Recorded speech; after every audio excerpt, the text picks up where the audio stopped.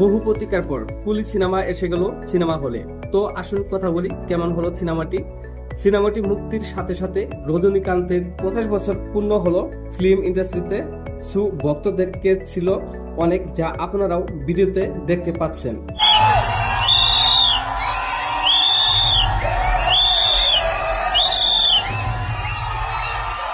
Spy ইউনিভার্সের ঋত্বিক এবং junior NTR এর পার্ট 2 এর সাথে মুক্তি পেয়েছে সিনেমাটি। প্রত্যেকটি শো হাউসফুল চলছে। এর সাথে জানা গেছে একদিনে এই মুভির আয় 100 কোটি ছাড়িয়েছে। সিনেমাটির স্টোরি এরকম: এক মেয়ে অনেক চিন্তিত, কারণ তার বাবা কোনো কারণে অনেক বিপদে পড়েছে। এখন বন্ধুত্বের জন্য মেয়েটি দেখাশোনা করার জন্য আসে রজনীকান্ত। এরপরই শুরু হয় সিনেমাটির আসল কাহিনী।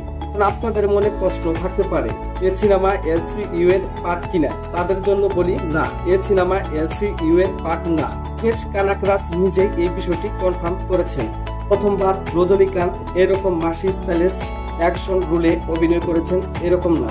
এর আগেও তাকে এরকম রোলে অনেক মুভি করতে দেখা গেছে, যেমন জেলার, কাবালি, কালা। বাট এই মুভির কনসেপ্ট একদম ভিন্ন, অনেক গভীর ভাবে আলাদা একটা ভাইব দেওয়া হয়েছে। মুভির ফার্স্ট হাফ অনেক ইমোশনাল অ্যাঙ্গেলে ভরপুর এবং সেকেন্ড হাফ অ্যাকশনে ভরপুর।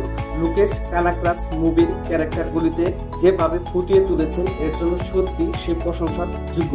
সবাইকে এমন ভাবে প্রেজেন্ট করেছেন যে তাদের আগে এমন চরিত্র কখনো দেখা যায়নি।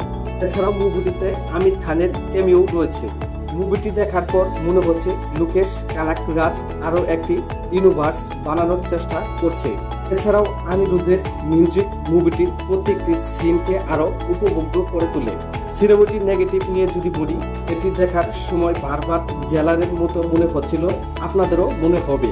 সিনেমাটিতে গালি, ব্রুটালিটি, নিউডিটি একদমই নেই। তারপরেও এটিকে রেটেড সার্টিফিকেট দেওয়া হয়েছে। মুভি লিঙ্কের জন্য চ্যানেলটিকে সাবস্ক্রাইব করুন এবং আমাদের টেলিগ্রামে জয়েন করুন। টেলিগ্রাম মুভিটির লিঙ্ক দেওয়া আছে।